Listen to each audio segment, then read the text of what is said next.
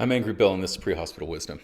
We understand that medicine's medicine, but pre-hospital providers have special skills, knowledge, and culture that other providers don't have.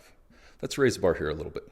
I want to talk to you about a critical skill for paramedics and EMTs, how to deliver a big room report. In the vernacular of EMS, and probably in emergency medicine generally, a big room is one of the larger, fully equipped trauma bays in emergency departments. They usually have low numbers and get reserved for the sickest patients. We're talking about like trauma 1 or red 1 or those kinds of things. They have more equipment immediately available than normal ED rooms and fit a lot more people into them. It can be a stressful thing to deliver a handoff report about a very sick patient to a room full with a large number of high-powered, full-speed caregivers. Here's my tips and tricks about that skill. A couple of months ago, I took a patient to one of the local level 1 trauma centers. I put a patient in their assigned room, told the receiving nurse about the patient's abdominal pain of 3 years duration or whatever I was doing, and headed back out to the ambulance. At the same time, a crew from another local EMS agency rushed in after an emergent transport. Their patient was immobilized with IV bags and other accoutrements of trauma care piled on the patient's legs. The trauma team was all fired up, ready to go, and awaiting their arrival. I slowed out of a mixture of jealousy and curiosity to hear their report. Hi, this is Evelyn. She's allergic to penicillin. Yeah, I'm out. I no longer cared. Neither did the trauma team, really. From their point of view, they knew that they would be starting from scratch. With a report that bad, the paramedic didn't give the impression that he knew what was going on. That's how fast you can lose your authority and their attention. The trauma team in a big room wants to hear from an expert on that specific patient briefly and get to work. They truly want to know what happened to the patient, what injuries occurred, and what was done about it. But that feeling is contrasted with the need to get to work, applying their prodigious skills immediately. If the reporting medic doesn't give the impression of expertise, the team isn't going to be able to trust anything they say. And a bad report is only delaying good care. The big room reports take training and practice to do well. It's a critical pre-hospital skill that's absolutely integral to our job. I'm in no way perfect, and I have screwed up a lot of big room reports in my career. But I think I've learned what the hospitals in my system are looking for. Big room reports are weird. You're used to giving a report to a nurse with maybe a doctor, but now you're giving a report to 10 or 15 people. Overall, any big room report should be loud and clear. That's for several reasons. First, it gives the impression of confidence. You want to give the impression, whether it's true or not, that you have a handle on this patient. You know all there is to know, and you're here to give the trauma team a head start.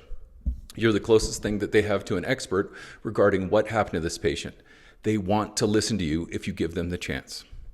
Second, everyone involved on the team needs to hear your findings. EMS is important, and pre-hospital findings affect care decisions.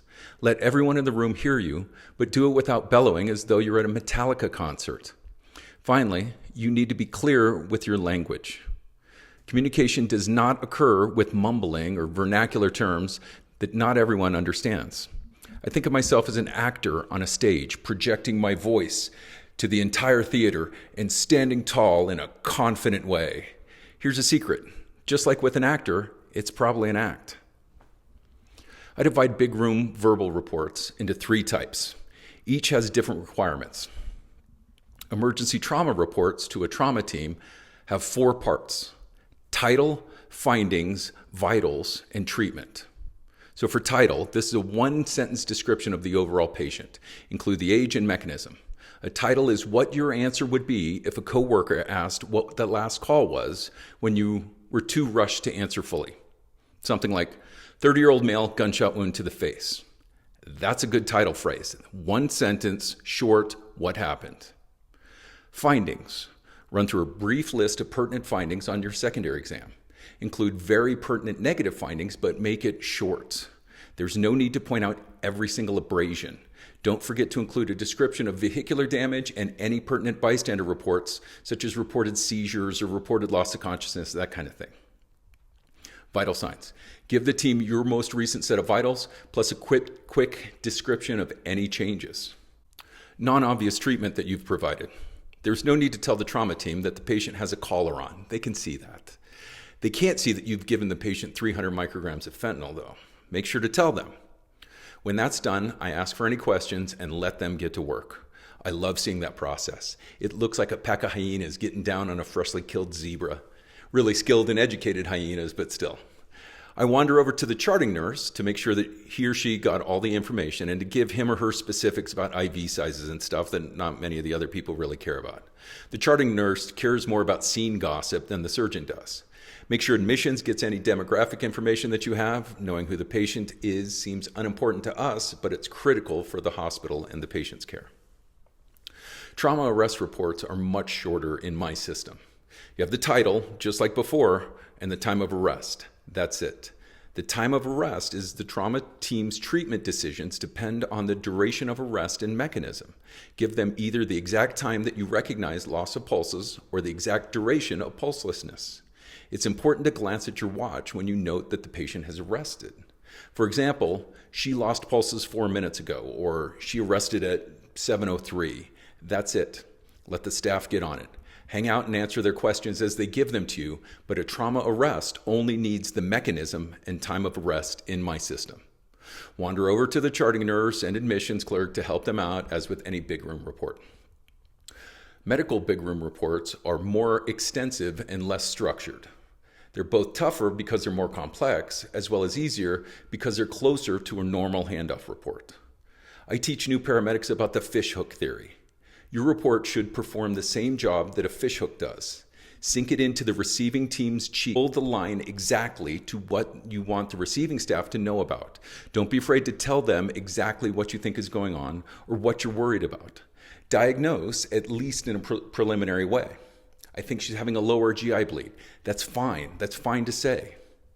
Make sure to include the same points that you would in a normal handoff report. Complaint, onset, provoking, ameliorating factors, quality, radiation, severity, time, associated complaints, pertinent medical history, secondary exam findings, and vital signs. All the stuff that will go into your written report's narrative. A big room report in this case is the same verbal report that you would normally give. The only difference is to use the report like the fishhook and do it loud and clear like you do with a trauma report. Drag the listeners right to MI or lower GI bleed or stroke or whatever. Rearrange the order of your information to facilitate the fishhook. So for example, 65-year-old female normally lives alone with normal mentation, found this morning with profound facial droop, left-sided weakness, and aphasia. I'm worried she's having a stroke. She has a history of blah, blah, blah, blah, blah, blah, blah. After hearing that, do you have an idea of what's wrong with this patient? At least what I think is wrong? Granted, it could be a whole lot of other things besides a stroke, but I'm laying it out for the receiving team so they end up with the same worries and differentials that I have. 3 final points. First, give the shortest report that you can, making sure it contains all of the necessary information, and then shut the hell up. There's no need to make these reports especially long. In many cases, the more critical the patient, the shorter my verbal handoff report is. Work needs to be done, and work doesn't involve listening to me. Second, this is how big room reports work in my system. Your ED physicians, specialists, and surgeons may have other expectations. Ask them what they would like to hear. Third, these reports are what the trauma team needs to get to work. I hang out, help the RT get set up if needed, wash my hands, chat with the charting nurse, and those kinds of things in order to make myself available for any questions that come up. A lot of times I find only the critical information in my report is heard the first time around. Specifics are missed or aren't important initially. When the team cares about the specifics, I'm still there to fill them in. So how does all this work out? Here are some examples. Hi everyone, I have a 30-year-old female ejected from a highway speed rollover. She's been conscious the whole time I've been with her. She has the big lac that you can see on her left arm, plus crepitus to her left mid-axillary wall. Her breath sounds are clear though. Blood pressure 110/60, pulse 120, respiratory rate 24. Any questions? Number 2. Everyone here that needs to be here? Good. 17-year-old male, gunshot wound to the face. He initially had a GCS of 8, but is now unresponsive. The wound to his left temple is the only one I found. 190/110, heart rate is 60, respiratory rate is 6 before I intubated him. That's a 7.5 tube, 23 at the teeth. Any questions? Number 3. Evening, mid-20s male, GSW to the anterior chest. Lost pulses en route 3 minutes ago. Get him. That's it. That's a trauma arrest. Number 4. Hi everyone. Edith is 77, found lying on her right side after not being heard from for 3 days, covered in urine and feces. She's complaining of a headache, but it's perseverating and altered to everything but her name. It looks like she spent 3 days on the floor with deep carpet impressions all along her right side. Everything is tender wherever I touch her. I can't find any specific deformity, bruising, or crepitus except for generalized tenderness in the secondary though. There was a strong smell of ammonia in her house, like from her urine. Blood pressure 76/50, pulse irregular at about 110, respiratory rate of 18 with clear breath sounds, and sats in the low 90s on the non-rebreather. AFib on the monitor with a little bit of ventricular ectopy. And anything else I could tell y'all? Let me know what y'all think of this. If you found value from this video, please click like and subscribe. One of the most helpful things you can do is to share this content with someone you know. Click here for another video, or click on this side for the channel page and all the videos. Subscribe is another button down below. I'm Angry Bill. This is Pre-Hospital Wisdom. And until next time, speak clearly.